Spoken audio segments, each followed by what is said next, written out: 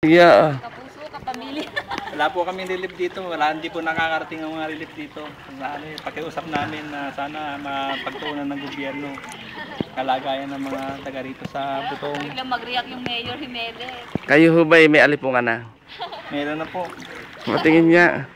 Walang ya. Kuri kong ho yan. Hindi ho, alipungan yan. Eh, yung first lady mo.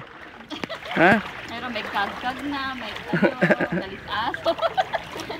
Ano, ano yung alagaan yung alagaan yung tuta? Oh, tingin. Wala kami magawa kundi magsaya sa ganitong panahon ng kalamidad. Kalamidad. Kailangan magsaya para malimutan mo problema mo pansamantala. Sa ngayon, no, anong plano nyo? Lipat po ng Provident. Ayos lang ho, biglaan nung kamatayan doon. Nagdadalawa. Di pa yung peo. O, yun lang ho masasabi nyo. Wala po. I-relief po namin, kailangan po namin dito ng gamot sa alipunga. Sige. Saka mga pagkain. Hindi ka bababate. Binabati ko po ang ating mahal na Pangulo. Sana po ay makita nyo yung kalagayan namin dito.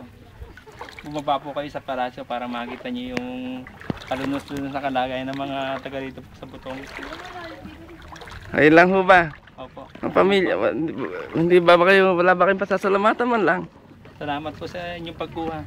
Salamat Tagaan po ba kayo? GMA2? Beauty salon. Hindi ho. Channel 4. Channel 4 na po sa gobyerno din yan. Di i-edit lang yan. Sige ho. Salamat po.